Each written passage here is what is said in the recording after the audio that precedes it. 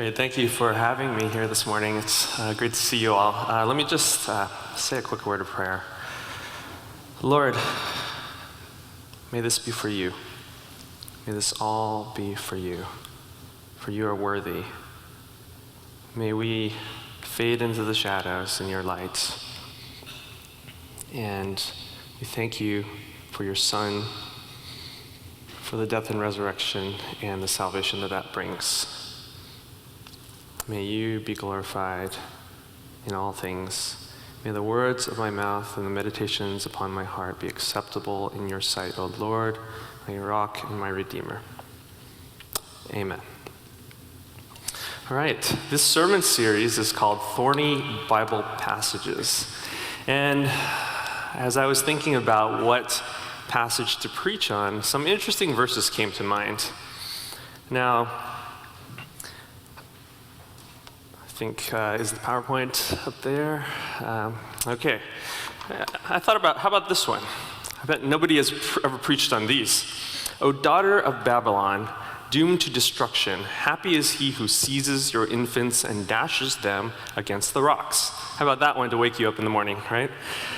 You know how sometimes in a Bible study people will go around, go and share your favorite Bible verse. I used to say, Psalm 137, verse 8 and 9. So, the next one comes from the Mosaic Law. I love this one. If two men are fighting and the wife of one of them comes to rescue her husband from his assailant, and she reaches out and seizes him by his private parts, you shall cut off her hand. Show her no pity. It's in the Mosaic Law. What can I say? Here's the thought. Moses had to include this in the law because this probably happened multiple times. Can you imagine? He's like, ladies, enough is enough. You gotta knock this off. All right? I'm writing this in the law. All right? I'd like to see someone preach on this. The next verse is for those of you who are not on contract. Give beer to those who are perishing. Well, those of you who are not on contract and are dying at the same time, I suppose. And you know, I teach in the Torrey Honors Institute, and sometimes I feel like this one is our theme verse. Now, some cried out one thing, some another, for the assembly was in confusion, and most of them did not know why they had come together. I'm just kidding. That's not actually true of Torrey. Well, most of the time it's not true. And here's my favorite. This one is the favorite verse of evangelical women across the world. Be merciful to me, O God, for men hotly pursue me. Okay. Well, if there's one thing you can learn from this, it is that context clearly matters, right? Okay. By the way, that last verse was about David talking about Saul's men trying to kill him. So, ladies, stay calm. It's not for you. Well, when I was in seminary, I learned in preaching class the value or role of humor in a sermon is to get your audience to lower their guard, and then you just stick them with the hard stuff, right? So, okay, so you ready? Here's the hard stuff. If anyone comes to me and does not hate his father and mother, his wife and children, his brothers and sisters, yes, even his own life, he cannot be my disciple. I don't know how often you've heard a sermon on hate. You've heard probably a lot of sermons on love. But I want to preach this verse because it is in the Bible, and it is something that Jesus calls us to do. Now, it is my contention that we have the wrong idea of hate because we have a wrong idea of love. So actually, this is a sermon on love, but hopefully you will then understand biblically what Jesus means to hate. Love is so central to the Christian message, but I think we so often misunderstand it. Why? Well, C.S. Lewis, in his book, The Four Loves, talks about 4 different Greek words they use for the word love. The first one is philia. It means friendship love or brotherly sister love. You can see this in the word Philadelphia, which is the city of brotherly love, right? Second is eros, romantic love. This is pretty well understood by us. The third one is probably the least understood, or most people haven't heard of this, storge.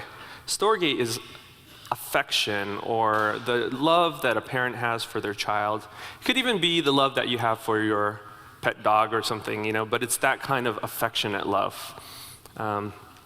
And finally, agape, we all know this one, charity or unconditional love. Now, which one of these do we tend to focus on most? I think in our Hollywood-obsessed culture, it's obviously Eros. In our Christian faith, we often focus on agape. This tension is evident in most evangelical Christians, especially in Christian colleges. You're torn both ways. You feel the tension between the two, and you don't know which way to go, and you're trying to reconcile the two. Eros and agape. Well, a couple of years ago, I went down to Australia to visit a friend of mine who lives in Melbourne. And if you ever go down there, you can drive a road called the Great Ocean Road, and it goes east to west along the south coast of Australia. It's beautiful, and they actually modeled it after California's Pacific Coast Highway, because Australians came here, they said, we love the PCH, we're going to build the Great Ocean Road to resemble that, and it's beautiful. And as my friend and I were driving along this Great Ocean Road, we came to a cove, like a part of the beach, where it was called Shipwreck Cove. And it's known because a ship called the Loch Ard from Europe, a Scottish ship, was shipwrecked there. And in 1878. And only two people survived, two young people named Tom and Eva, Tom Pierce and Eva Carmichael. They were the only survivors of the sinking ship. And this was a tragic event that cost the lives of so many people. But this is what happened. Tom Pierce was a ship's apprentice. He was only 18 years old. And he had managed to drag himself ashore when he heard the cries of Eva Carmichael, the daughter of an Irish doctor. Now, so what did Tom do? Of course, he went to rescue her. He dove back into the icy sea, buffeted by the waves. He took an hour to drag Eva back onto the beach. And then they spent a night in the cave where he had to keep her warm, they both survived. Now, after this happened, this was all over the newspapers, and they said, well, of course, these two young people must fall in love. And newspapers said, this is a great story. We need to have it all over the newspapers. Even today, they love it for the sake of tourism, because, boy, we can add this romantic story to this Great Ocean Road. But you know what? This is what actually happened. Tom and Eva did not marry. She did not want anything to do with him romantically. She returned back to Ireland, and he went back to sailing on the seas, and they never saw each other again, nor spoke to each other again. Now, when you hear that story, you're probably thinking, what a disappointment, right? Like, Walt Disney definitely would have rewritten the end of that, like The Little Mermaid, right? She died, by the way, in Hans Christian Andersen. But do you feel this disappointment? Why? I think we're so obsessed with Eros love in our culture. We think, of course, they have to get together. And when they don't, we feel dissatisfied. Something about that. Now, let me say a word to the ladies here. I think it's very easy to talk to the men. We know what's the problem with men, right? Lust of the flesh, lust of the eyes. For women, it's a little more subtle. I think it's the obsession with wanting to have a Hollywood romance. I think it's allowing the unrealistic expectations of cinema to color your vision of what true love is. I think this is subtle, it gets into our system, and we think, yeah, we gotta have that, right? But there's something very inherently unchristian about a lot of that. Here's the other thing. It's the idea that I have to get married, otherwise something is wrong with me. I might even go so far as to say that we, and here I'm talking about women and men, we have an idolatry of the institution of marriage. Not that marriage itself is bad, of course, because it's God ordained. But we focus on Eros so much at the exclusion of the other loves. I heard a joke before I came to teach at Biola. Why are Christian colleges like shoe factories? Because the students come in as heels, they get new soles, and they leave as pairs. So it's this ring by spring mentality. You come to Biola to get your MRS degree, right? And it's like, our culture's obsession with Eros is also seen in the fact that when two men are really good friends, they're often suspected of being gay. Like, that's allowing our sex-obsessed, Hollywood-obsessed culture to dictate our Christian mindsets rather than the Bible. And consider this too. In Matthew 22, Jesus taught that no one will be married in heaven. That is our eternal state, singleness. When we're in heaven with God, there will not be marriage. Singleness is actually the norm for the rest of eternity. Why do we act like singleness is somehow abnormal? What about the Apostle Paul, who actually saw a tension between love of God and love of spouse? He wrote this in 1 Corinthians 7:32-35. I would like you to be free from concern. An unmarried man is concerned about the Lord's affairs, how he can please the Lord. But a married man is concerned about the affairs of the world, how he can please his wife, and his interests are divided. An unmarried woman or virgin is concerned about the Lord's affairs. Her aim is to be devoted to the Lord in both body and spirit. But a married woman is concerned about the affairs of this world, how she can please her husband. I'm saying this for your own good, not to restrict you, but that you may live in a right way, in undivided attention, devotion to the Lord. This is a verse which rarely gets preached on as well. We always hear about 1 Corinthians 13. And 1 Corinthians 13 is used in marriages and weddings. Not 1 Corinthians 7, obviously. But actually, do you know that 1 Corinthians 13 actually has nothing to do with weddings? And 1 Corinthians 7 actually does have to do with marriage. Ironic, right? These two verses, chapter 7 and chapter 13, are in the same epistle.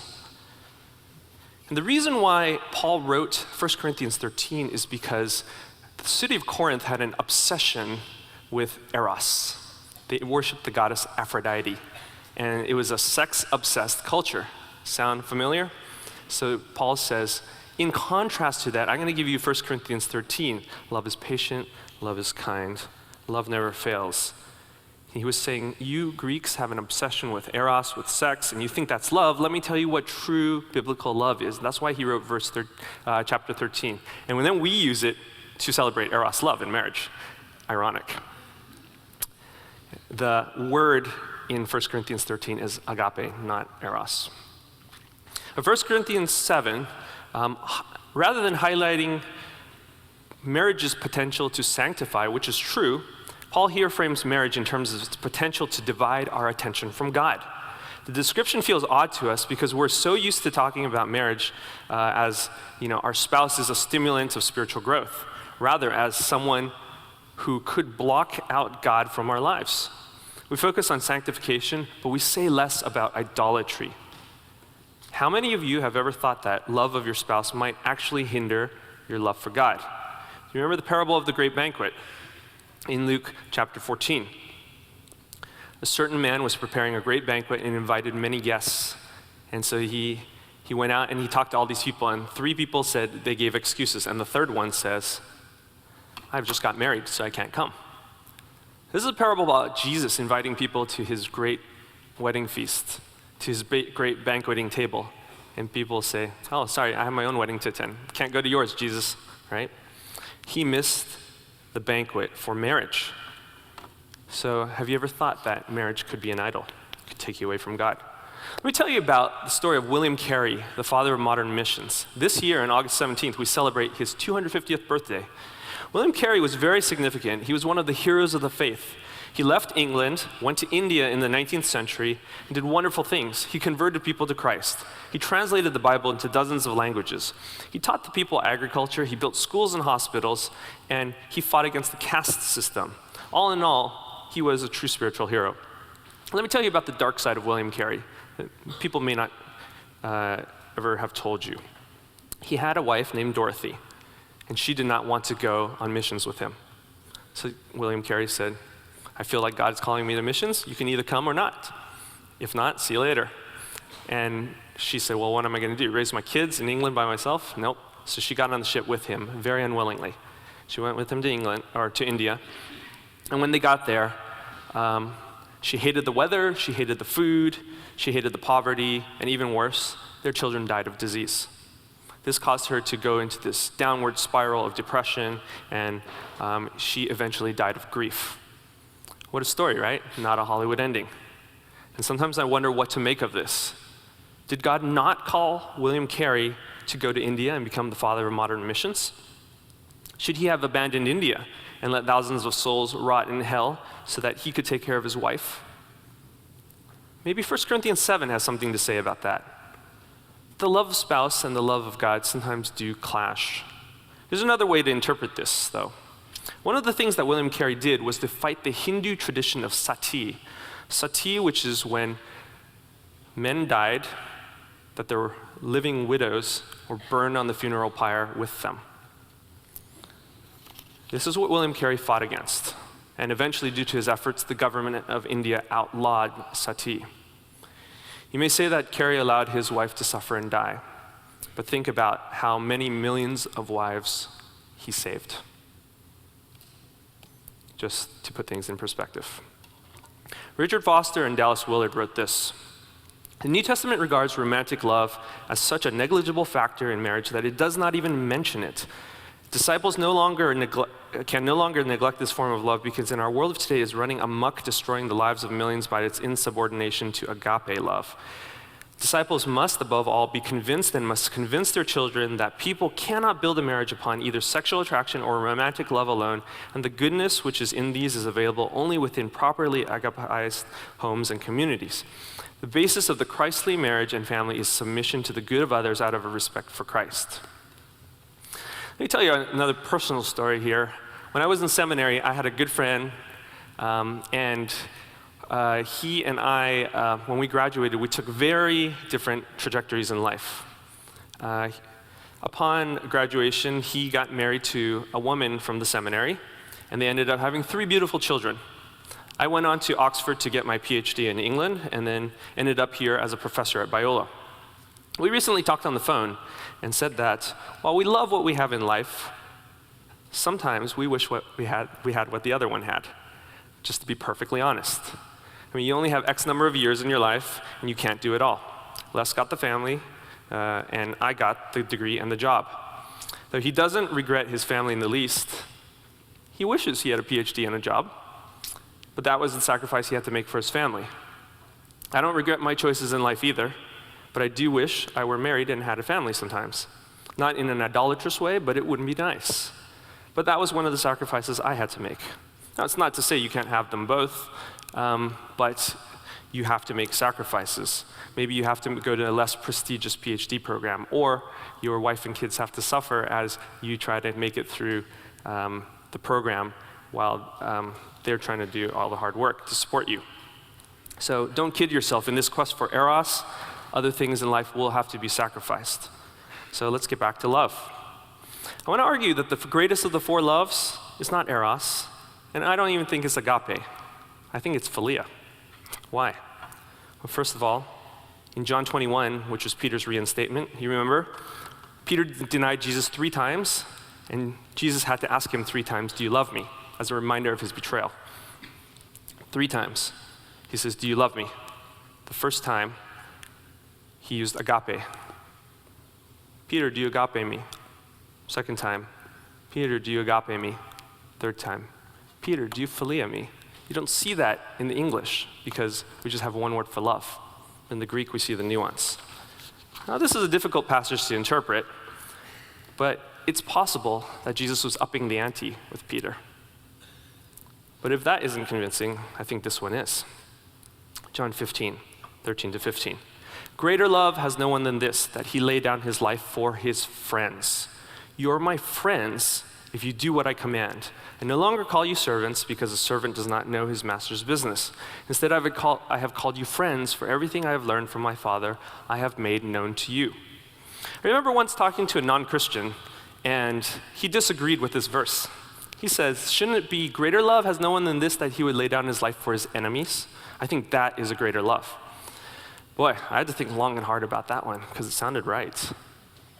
But I'm more and more convinced that, no, Jesus calls us friends, and that's the greatest love of all. You see, agape is charity love. It is giving to someone who cannot pay you back. And that sounds really noble. I don't want to downplay that. But it is inherently unequal. It will always be an imbalanced relationship, the patron and the receiver. When Jesus calls us friends, it implies that we've gone through agape love, where the holy God of this universe raised us up from the pits of despair and from the slavery of sin. But then he adds a further honor on top of agape love. He places us next to him on equal terms. And not that we're God by any means, but he says, now you are my friends. You see eye to eye with me. You are adopted as a co-heir in the kingdom. This is unprecedented, and that is love beyond our wildest dreams, and that is philia love. That is not agape love. If you heard Dr. Matt Jensen preach here in chapel about a month ago, he talked about single Christians, and he compared them to celibate homosexual Christians. And he says both of them don't have Eros love. But are you going to call them incomplete because they don't have Eros love? No. They're not less than whole. That's because they have the church, the philia love of other believers to make them whole. Family and friends is where people should get their greatest emotional intimacy, not just from your spouse. Because what if you don't have a spouse? C.S. Lewis also has this quote from The Four Loves. Very few modern people think friendship a love of comparable value or even a love at all.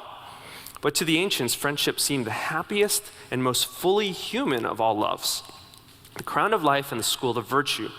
The modern world, in comparison, ignores it. Those who cannot conceive friendship as a substantive love, but only as a disguise or elaboration of Eros, betray the fact that they have never had a friend. Friendship is the least jealous of loves. Two friends delight to be joined by a third, and three by a fourth, if only the newcomer is qualified to become a real friend. And for in this love, to divide is not to take away. There's a nobility in philia love. And elsewhere, C.S. Lewis wrote a letter to Arthur Greeves, and he says, friendship is the greatest of worldly goods. Certainly to me, it is the chief happiness of life. If I had to give a piece of advice to a young man about a place to live, I think I should say sacrifice almost everything to live where you can be near your friends. I know I am very fortunate in that respect. So, now let's get to hate. I told you I talked about love, and this would help you understand hate. Perhaps the greatest love is friendship, not charity, and certainly not Eros. I think the issue with hate here is the issue with idolatry. What Jesus was talking about in Luke 14 is that you are his and he is yours. And nobody, not a spouse, which was Eros love, not a family member necessarily, which would be storge, will get in the way of that. And it's not agape either, because Jesus wants us to be fully for himself, but wants to stand eye to eye with us as friends, not as servants and not as an act of charity. It's remarkable. He wants us to be friends with him. But it is not a jealous love, because he wants all of us to be his friends. And the more, the better. Consider this passage from Matthew 10:34-39. Do not think that I have come to bring peace on earth. I did not come to bring peace, but a sword. For I came to set a man against his father, and a daughter against her mother, and a daughter-in-law against her mother-in-law. And a man's enemies will be the members of his household. He who loves father or mother more than me is not worthy of me. And he who loves son or daughter more than me is not worthy of me. And he who does not take his cross and follow me is not worthy of me. He who has found his life will lose it, and he who has lost his life for my sake will find it. These are hard words of Jesus, but he calls us to this. What are the idols in your life that you hold higher than Jesus? Marriage can certainly be one. But what about the American dream? You want to get married, buy a house in the suburbs with a white picket fence, 2.4 kids, a dog, a minivan, or SUV, right? Where do you see that in the Bible? I see, take up your cross and follow me. I also see in Luke 12:15, Jesus says, watch out, be on your guard against all kinds of greed. Life does not consist in an abundance of possessions. Jesus is saying, watch out for the American dream. Possessions can be material things, they can be relationships, and yes, they can even be PhD degrees. These things can be idols. They're not necessarily bad in and of themselves, but if they displace God, they can be. Hold loosely to these things. Dietrich Bonhoeffer wrote in The Cost of Discipleship, cheap grace is the grace we bestow on ourselves, grace without discipleship. Costly grace is the gospel which must be sought again and again and again, the gift which must be asked for, the door at which a man must knock. Such grace is costly because it calls us to follow, and it is grace because it calls us to follow Jesus Christ. It is costly because it costs a man his life, and it is grace because it gives a man the only true life. It is costly because it condemns sin, and grace because it justifies the sinner. Above all, it is costly because it costs God the life of his Son. You were bought at a price. And what has cost God much cannot be cheap for us. Above all, it is grace because God did not reckon his Son too dear a price to pay for our life, but delivered him up for us. Costly grace is the incarnation of God. Jesus paid the ultimate price for us. What kind of price are we paying for him? This is not an agape love where we are the recipients of charity. It is a philia love where God calls us in partnership to walk alongside him. It's not just a one-way street, it goes two ways. In friendship, reciprocation is expected. And you know what? That's not a bad thing. In fact, it's an honoring thing. It's the tough love of friends where we got each other's back. And this is not, I repeat, this is not works righteousness, because God acted for us first, and we are acting in response, in gratitude to his grace. When Jesus says to hate your parents, your siblings, your spouse, he's not literally saying to hate them, because that would not make sense of the two greatest commandments, to love God and love your neighbor. They're not mutually exclusive. What Jesus is calling is a life free from idolatry. When these things of the world, not just material things, but even relations and things like marriage, can become idols. That's what it means to hate. Instead of thinking that you absolutely will get married unless God somehow shows you in neon lights in the sky that telling you otherwise, have you considered that singleness and marriage are both viable options? Can you be open to both so as not to make marriage an idol? I'm obviously not saying marriage is bad, but the Christian subculture is so imbalanced toward marriage, and I'm just trying to right the ship here, just to bring a little bit of balance.